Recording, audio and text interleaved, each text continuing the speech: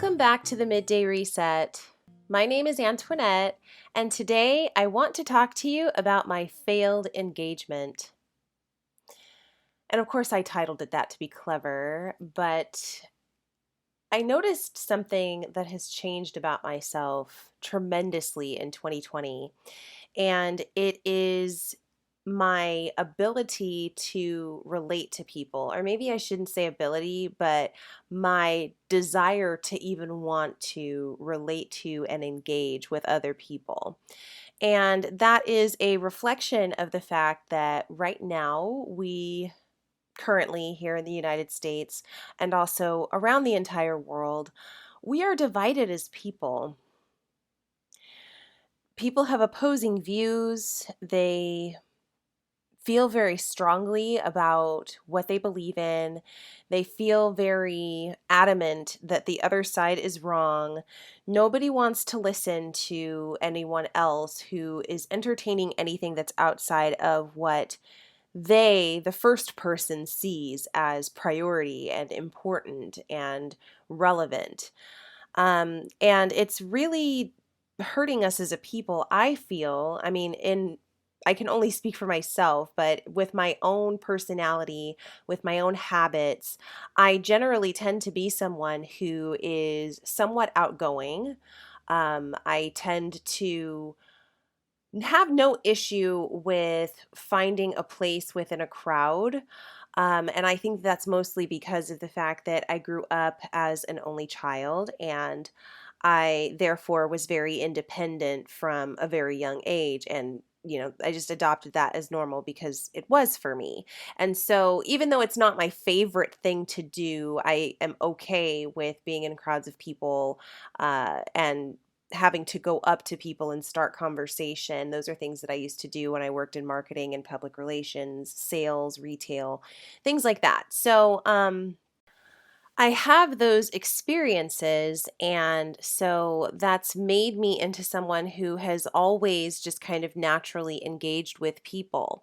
I don't mind engaging with people, or at least I didn't until very recently. It seems like with every new thing that has been unfolding in 2020, it's just driving more and more of a wedge between people. And I'm seeing the ways that our population is being lined up against each other on the basis of so many different things that I will say that they are very important and they hold priority. But I think right now the priority has become radically skewed to favor some of these labels and the way that we identify ourselves as individuals so much more than how we should probably be looking at ourselves as a collective group, considering that we all depend so much on each other.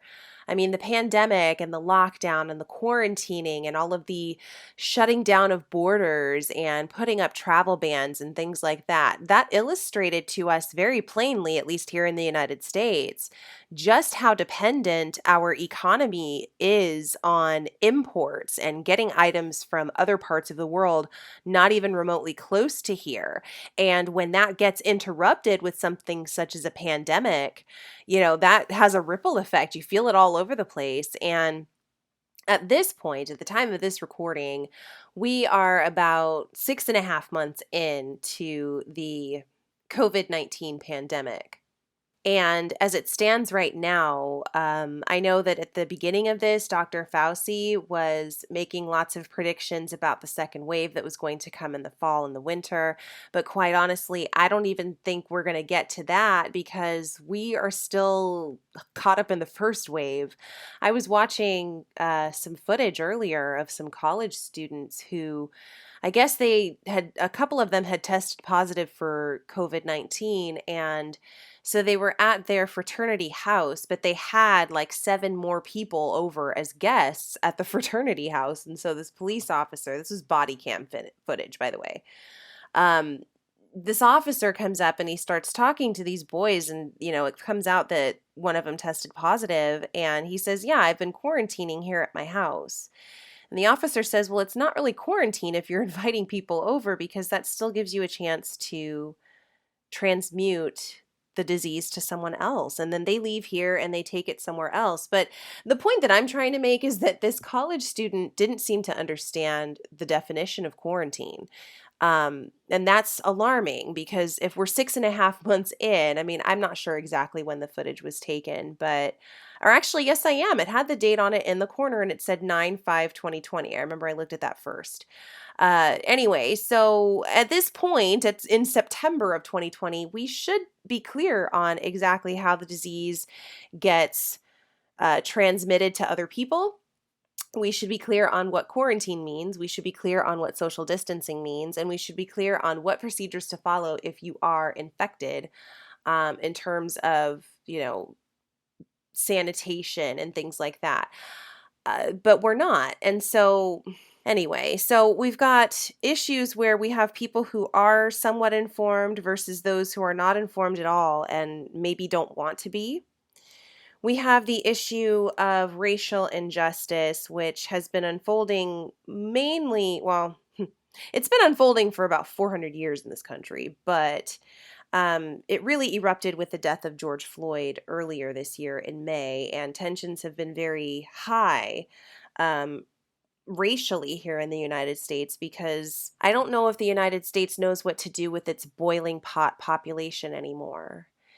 And so that's an issue because we have people here who want freedom and they want justice and they want their rights to be honored. And I don't think any of that is too much to ask for anybody. But all of those things mean something different to the people who live here. We have some people living here who their ancestors were people who came over with those early settlers to create the colonies that we had initially here in the United States.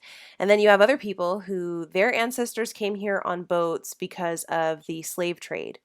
You have people who came here because their family members needed them to come here and get an education and get a good job so that they could start securing a future for other members of the family, aging members of the family, and these people live in countries where they are fighting oppression.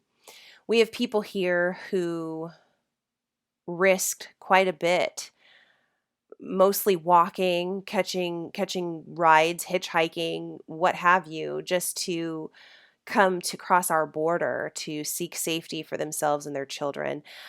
We have some people here who have generational wealth. We have some people here who have generational debt, which is something that I don't know if that's a real term, but I'm going to go ahead and coin it right here on the midday reset because I was discussing with a colleague the idea that, legacies and people who have generational wealth and who can attend very prestigious institutions, and then their bloodline also does that, and then they benefit from that. That is a huge leg up. That's a huge advantage that you would have in society where colleges and universities charge a lot of money for tuition. But by the same token, I would say that generational debt can also be passed along the same way, simply because educational debt is a debt that cannot be wiped out by anything, not bankruptcy, not death. It doesn't matter if you were murdered. When you die, your educational debt just gets carried over to whoever else was listed on your promissory note. And so, in that way, when you have low income people who are seeking ways to get ahead and are desperate for options, who then get preyed upon to enroll in school, and the school might provide them a degree, but the degree is in a field that's very heavily saturated. Or the circumstances are of such that this person cannot attend school on a consistent basis. They don't have transportation. They don't have a stable home that they live in. But basically, that's creating generational debt because that person's debt then gets attached to them. They never quite get ahead, and usually that impacts their lifespan. So they die younger, and then that further impacts the rest of their family because then that debt gets pushed on to whoever else was on that promissory note, which was probably a family member. I mean, it's probably a sibling or a parent. Hopefully, it's not a child, but then that person assumes this debt along with their own, and the cycle just is allowed to snowball into something really big and frustrating. So, we have a lot of division in this country because we have a lot of different identities in this country. And I think that that's a beautiful thing. I believe that the mission of what America was supposed to stand for is still a beautiful one, but I think that we have to change our expectations for how we are going to treat each other if we're going to make this work. And I'm not sure if anybody's really ready to do that yet because it requires having to admit a lot of difficult truths about injustice and unfair treatment that was allowed to continue. Um, and I don't think that conversation needs to necessarily involve assigning blame so much as what are we going to do to move on from this? But right now, we seem to be caught up in this movement of anti intellectualism here in the United States. People don't want to do the research, they don't want to look into uh, stories to find out what the real information is. And so when you have people who are poorly informed and they are also heavily divided because there are differences among them that we are hyper focused on because quite honestly we have a lot more in common than we have different, but that's a whole separate conversation. But when you have situations like that, a circumstance like that, then you create a population where people have a hard time engaging with one another, and it's really unfortunate. But what I want to share is that there is still humanity in this world. I know I just spent upwards of 11 minutes talking to you and painting this grim picture of what the world is looking like. And I didn't do that because I'm trying to depress you. I did it because I'm trying to be realistic. But the thing is, humanity still exists in this world. You just have to go and find it. You have to be willing to put yourself out there a little bit and do so safely because we are still in the midst of a pandemic. But joining virtual groups where you can talk to people and connect, I find that when people are actually speaking to each other through video instead of just through text, like in comment sections or DMs, instead it's more like a Skype or a Zoom or a FaceTime, it seems like emotions become a lot more genuine as well as a lot less aggressive in those moments.